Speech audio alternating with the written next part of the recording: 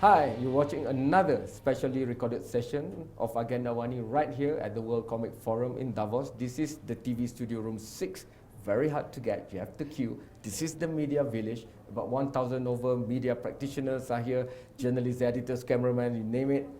And the greatest session ever that I've been to for 5 straight years at the World Comic Forum was actually a session this year, where the moderator said it might be the youngest ever panelists ever assembled for a formal session of the World Comic Forum. I know, you guys will be saying Greta Thunberg and you want me to interview her, but Greta is a bit further away from us, closer to us, and we should always be friendlier to people closer to us, is Africa. And from Africa, from Zambia, is the Greta of Africa, the Greta of Zambia, but she is her own right, a bit different from Greta, where she has been in the media, like me. She has practiced being a journalist, she could do this well, and she's an activist, not just for causes that she believes in, but of course for gender empowerment, from where she comes from and for the whole of Africa and now for the whole of the world. Ladies and gentlemen, if I can ask you to give a big round of applause, it will be for Natasha Mwansa. Thank you so much for making time. Thank you so much. Before everything else, because a lot of my audience wouldn't have been able to be here, of course, and also to watch the session, the panel session that you were with Greta on. So I would like to go back to that. And I think for Malaysia, my country, we have found a new Greta, because the way you speak, what you speak about, how you speak it, and the conviction and the passion in it is exactly like a lot of young people in Malaysia. So I would love to bring you to KL one day, but before we go there, I'm going to have to bring you to them through the cameras and the audios and the videos. How would you like for you to be known? So I would let you, being a fellow journalist like me, to make the introduction of how you want to be known by my fellow Malaysians. First, it would be such an honor to visit Malaysia, and I'll take you on that offer. Thank you so much for the wonderful introduction. My name is Natasha Mwansa, and I'm 18 years old from Zambia. So I am an activist and an advocate, and I work with different fields. I am into health, I am into women and girls, and I am into meaningful engagement and participation of young people too. So my work has been going on for quite a few years. I started when I was 12 years old. And like you mentioned, I started with an NGO called the Media Network on Child Rights and Development. And so they picked me up and they trained me in journalistical skills, and because of them, I was a junior reporter. I still am, and as well as a child journalist. And so later on, my advocacy work continued with the media, because we'd use the media to advocate and raise awareness. But then for me, I took it a step further and just decided to go all out and picked on different fields that I would like to work in, and that's how I became a health activist and advocate, as well as a female empowerment activist and advocate, but as well as a gender equality rights activist and advocate. So I work across society and just ensure that I can ensure that the needs of the people are well represented, and that I am voice for the voiceless, and that I actually be a solution to, other than just bringing out the problems. Share with us, in all your years of fighting for the rights of people, for example, since 12 years old, for example, what so far has been your most deepest, greatest feel of success that is all worth it for doing what you do? Because some other kids around the world, they might be playing games, eating their fast food, taking money from their parents, and not even going out of your room, right?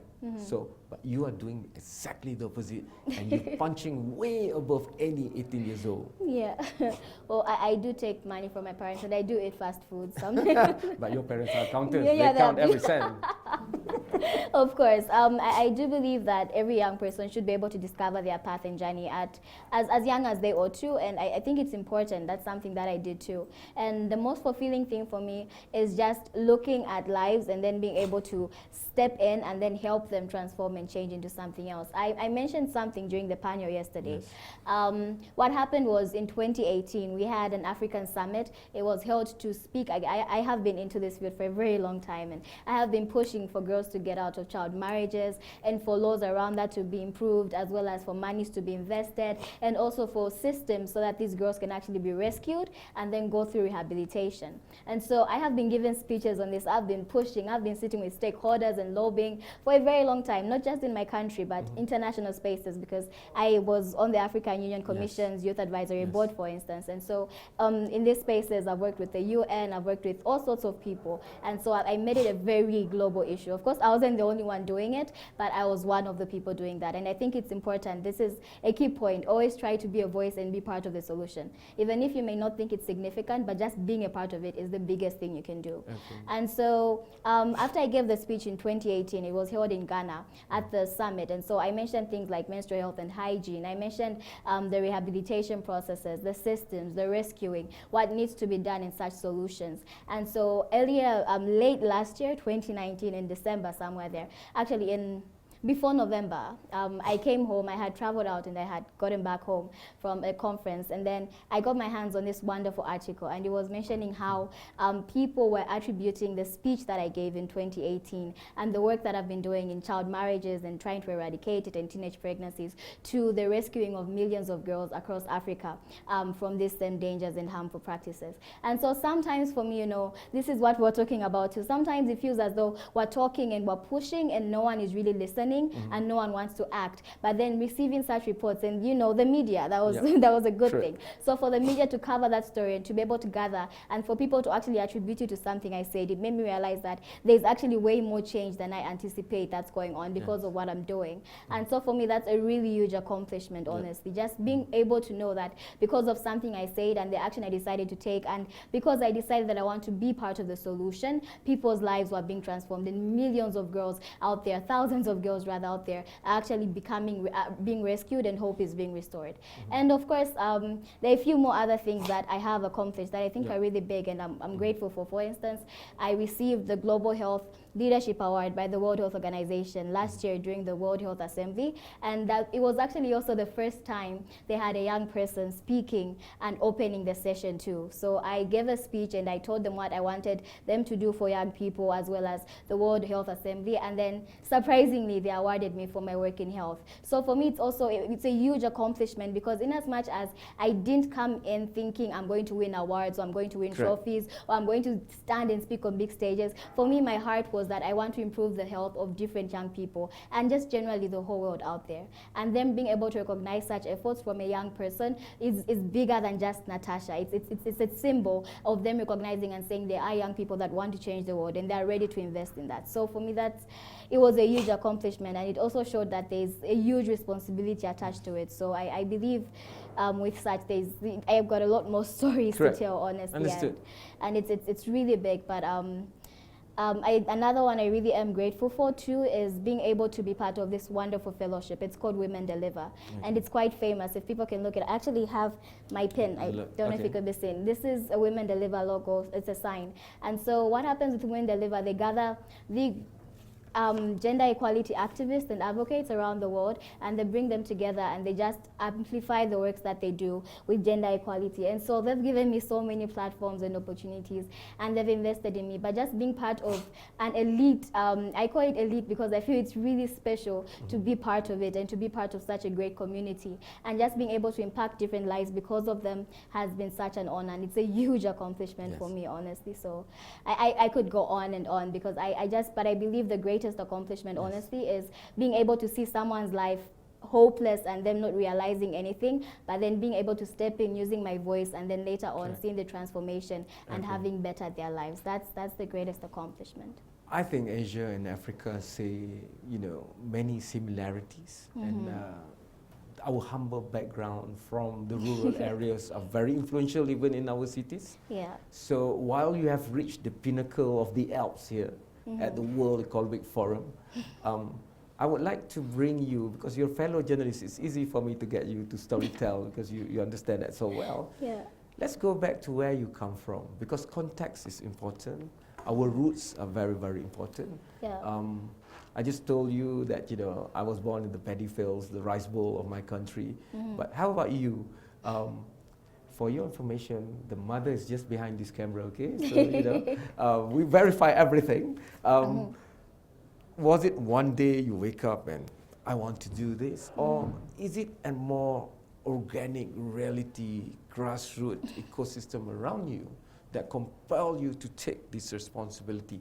I deem it as a responsibility, what you do. It's not for fame, it's not for awards, but it's to make that real change. And Greta talked about real change for environment. You're talking about real change for girls and women. And sometimes people have got to be there in Africa to understand how precious talents and stars like you are to really make change. So I want you to tell us the story, all of us, your background, your childhood. How do you look at Africa, Zambia around you as you were growing up? Why it made you do what you do now? So you called me a star, and I remember yesterday I was talking to one of the activists. I'm one of the teenage activists, so they organized the 12 of us anyway, so below the age of 20 to come here. And so one of them was asked, what's the most dangerous thing you've ever done? And then she says, I became an activist. And I think that's something that's really, really interesting, because it's got its own struggles and everything else. But like you mentioned, it's honestly a huge responsibility. My background is basically, when I was younger, I had moved to, well, sort of an urban area, but then I moved to a rich kids school. And so my family by then, of course, we were doing really well, but we're not necessarily rich kids or anything like that. But my parents did their best to invest in educating me and ensuring that I had the best education, no matter the cost. So I'm grateful for that. But I got into that school and I experienced a lot of bullying because I was the youngest. I was quite young. I was the most intelligent, you know, probably the cutest as well. I could tell, I believe you, yeah. But yeah, so because I was really small too, it was easy for me to be picked on, I guess. And I was not very, I was very loud growing up when I was a baby. My mom would say I would cry all the time, and I think I was quite loud too. But then I guess when I got into that zone, I sort of just lowered my self-esteem because I thought I wasn't as good as everyone else. And so I experienced bullying for some time, but then afterwards I just said, I've had enough, you know. And so this one time a bully tried to pick on me, and I just responded and just shouted at them, and then I made them cry. And so in my head I was like, this feels good, you know, like I actually have a tool that I can make people cry with, you know. I'm no longer going to be the one crying. And so I continued, and I became the bully eventually without realizing it. But then when I looked back, I said, look, if anyone has got a voice and it's powerful enough to hurt someone's feelings, why would you use your voice to hurt their feelings when you can use your voice for something good, bigger, like changing the world?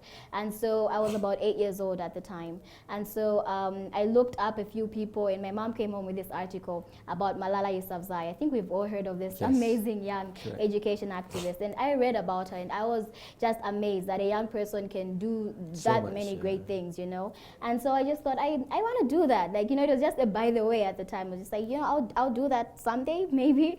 And I continued and tried to do as many things as possible. So I was in the science club. I was in modeling competitions. I even tried out sports. I did everything trying to find out who I was and what I wanted to do. But then this one time I just thought, I have a voice. So I joined the debate club, and then afterwards I won many awards back in school, and I liked that. But then, you know, the thing with debate and what I do now is debate, you argue a topic and then it ends there, and you know, someone wins, someone loses, and that's it. But then with what I do, I use my voice and I speak and I spread a message, and I wanted to do something. This is way more fulfilling. And so that's how I thought, I'm going to find a way to, you know, use my voice for something better.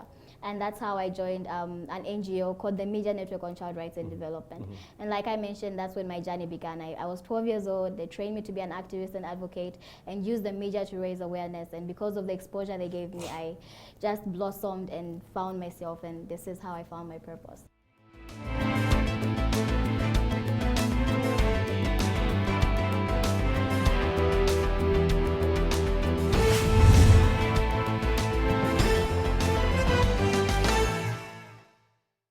You are blossoming not just for Zambia and Africa, but for the whole world.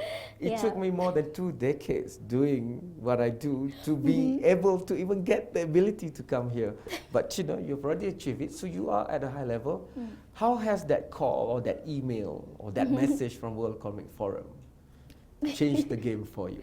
It was really amazing because, you know, they called me they sent emails anyway, and they called me and then they told me, you have been selected to be part of the top 10 right now that we've been able to nominate, the top 10 young individuals around the world below the age of 20 that are changing the world. And, you know, in my head I was like, oh, that's you know, it's probably something they do all the time, you know, like, oh, this is so cool, thank you so much, such an honor. And then later on they sent the emails and they told us how this is the first time, and you know how the nomination process went with the global shapers, and I was just amazed. I was stunned because I looked at the World Economic Forum, and if you asked me 1 year ago if I would attend the World Economic Forum today, I would say no. Give me a few years when I'm a billionaire, maybe maybe then, you know, I'm gonna attend it. But then to be able to come here and to be part of the first inaugural group of young individuals, teenagers actually, that are changing the world, and to just be recognized for my efforts back home, trying to change the world in Africa and in many different places also, like you mentioned.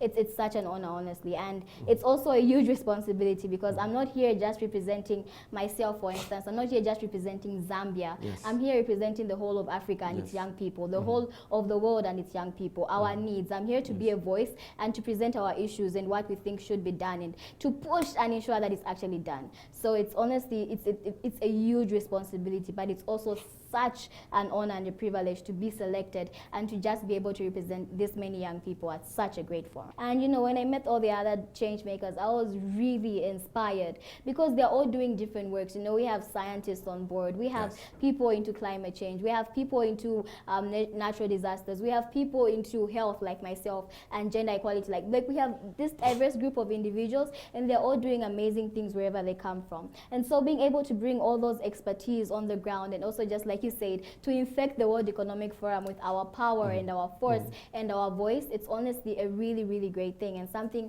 I'm looking forward to also is away from this, of course. You know, it's wonderful. The World Economic Forum brings amazing people together, big leaders, political leaders, and we're all trying our best to speak truth to power. But then at the end of the day, if all that it ends in is, you know, everyone saying that was a powerful session, but then what happens afterwards? What happens with these young people, ourselves? Where are they taking our ideas and our solutions? So for me, that's something I'm looking forward to following up. But otherwise, it's honestly a good start. And I think if you even have looked at the other sessions we'll be having and all the other places the young people will be speaking, it's honestly powerful and trailblazing to see and hear what they're doing, and just the passion that we're adding to the forum. I really think it's amazing that they did this, and it's a great start. It's a wonderful start. Just a side note. Is there like a WhatsApp group of the top 10 most powerful teenagers in the world certified by the World Economic Forum?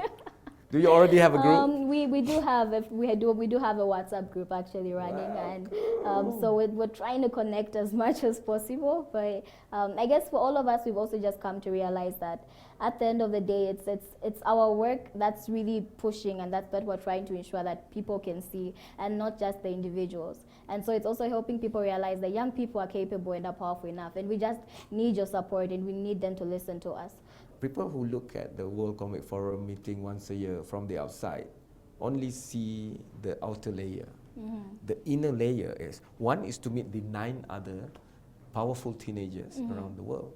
But for Professor Klaus Schwab to speak to you, and he has been for 50 years trying to gather different people from around the world to solve the problem of humankind. How powerful is that for you to be able to meet these kind of people face to face, and they give you a listen? They actually really listen to what you have to say. It was really amazing. We had a closed meeting with him, all 9 or 10 of us. I think 1 or 2 people were missing. And he was there, and he opened it up, and then he said, now I want to listen to you. And so for us, we really felt like we're being heard. And you know, that opportunity was amazing. And we presented as many ideas as we could. And you know, we're glad someone was taking notes because like you say, we can be talkative. And we mentioned so much. But then that's what we want to see more of, you know. We want to see more world leaders taking keen interest and listening and trying their best to understand and take in what young people have to say and what we have to give to the table. Because, you know, sometimes what people really just think is, oh, let's just invite a young person. It's going to be flashy. they're passionate when they talk. It's going to be interesting. But then he's actually proven to us that he's willing to invest in the ideas of all these amazing young people and what they think we could do to make the world a better place. And he's also showing us that for him, in as much as the World Economic Forum has been running for 50 years, he's also looking at the next 50 years. He's looking at the sustainability plan. He's looking at how investing in now with the generation that's now is going to help the future generations. And that's an amazing seed to plant. But he's also shown me that he's understood this concept. No one can tell my story better than myself. And no one can tell the story of young people better than themselves. So if they are not being heard, if their stories are not being told, and if their solutions are not being brought out, then they are underrepresented, and they're not being part of the solution. And so I think that's amazing, and it's an important leadership quality. It's inspiring. But yes, the audience with him was honestly wonderful, and he's such a humble and amazing man. It was wonderful just being there with him and just listening to everyone else too, but also ensuring that my voice was heard and that I represented young people to the best of my abilities. The difficulty for me to share what's happening at the World Economic Forum Davos back home is sometimes the terms and the words are too alien, like stakeholder capitalism. You know, like if I go to a school, I'm not underrating them, but which 15-year-old would look at the term stakeholder capitalism? So now that you've been exposed to it, how do you look at issues like, I know you look at gender empowerment, for example, menstrual sanitation and stuff, but all this has got to go back to be linked to how the world has been running. And how the world has been running has a lot to do with policy and stuff like that, and ideologies like capitalism, shareholder capitalism versus stakeholder capitalism. So how do you look at all these terms that now you are engaging directly with? And how are you going to bring that back to yes, and that's a very important question also, because the World Economic Forum, like I said, is a wonderful place for you to get as much as you can into your system. But then the major question is, how are you going to use that to go back home? Because we're not going to stay in Davos forever. And so how are we as young people that have been selected here, not just representing young people at the forum, but how are we going to take back what we've gained at the forum and make it useful for them back home? And so, of course, the language can get technical, and I believe that's why they pick a certain cohort of people. And so trying to, you know, make it less complicated so that the ordinary or the layman can also understand it is very, very important. And I believe that's a responsibility that we all have to take. It's also, you know, like it's the media too. They could find a way to sort of break it down for the people so that they can find it more interactive and engaging. I could find a way, because also I run a foundation, so we work with young people, and we can find a way to find creative messages, just drafting it around it, like what are some of the key things that came out of the World Economic Forum. Because sometimes not everyone has to understand, like, you know, the whole capitalism thing going on. Not everyone has to get that, but all they have to understand is how is this going to affect me and how can I actually promote it. And then they also have to understand what their role is in all this. So, but I do think it should be everyone's responsibility to invest in knowledge building, because these are things affecting the world. And so if stakeholder capitalism is going to affect someone, then they should learn about it. If the ideology that someone believes in, for instance, is socialism, and that's something that's in their country, and they don't understand it, then I think that's really dangerous on their end, because ignorance is quite dangerous. So I would personally advise that everyone else back home should take keen interest in understanding what happens during these issues, but then we ourselves here should find a way to also package this information that we can take it back home and it can be beneficial to them as well. I tell you what, let's rap it, or let's K-pop it. You know, sometimes old people, and me myself included, we want to push down how we do it to the young people. Exactly. But there's a reason why, you know, there's this Korean guy called Psy, and his song is the most downloadable on YouTube, you know, Gangnam. I think I've heard it, And that's a social critique of the downtown and uptown of Seoul, for example. So let's wrap it, you know. Exactly, like just wrap it, make a cartoon about it, you know, be creative with it. And that's why I said we should find creative packaging ways, because it shouldn't just be for someone who's got a degree. My young sister who's 8 years old should also be able to say, okay, this issue is affecting me. Let's make a song about it, you know, like the ABCs, and then she should get it and digest it. So that's a very great idea. I agree. We should package it just creatively, and we can make it fun. It doesn't have to be We're going to have our own WhatsApp group, don't worry. Yes, we will. From a journalist who's older than me to a younger journalist who's also studying journalism, partly. What advice would you give me? Who am I to tell the great Natasha the top 10, 18 teenagers? Me. But if I have to, I would say there's only one word, read. Yeah. I don't care whether it's virtual reality, AI, or whatever else, but that one single word, read. And I never thought I could survive this far, this long in journalism. But like just to meet you, I read up everything I can about Zambia and girl empowerment. Yeah. I could have gone there, but I wanted the discussion to be a bit wider. Yeah. But I promise you, our next interview, I have a feeling that it's going to be a live interview right there in my studio. Definitely. In Kuala Lumpur. Thank you so much. Thank you so Last much. high five. We Thanks can to do you a for fist watching. bump This is too. not a normal interview because this is not a normal teenager. She's the top 10 below 20 young people of the world as acknowledged by the World Economic Forum in Davos. And just like Greta, she and all these 10 will work with the World Economic Forum to find solutions, real solutions, action now, and they will also have a great say to color the next 50 years of the World Economic Forum. Thank you. This is Astro AWANI crew reporting from Ground Zero at the World Economic Forum 2020 in Davos.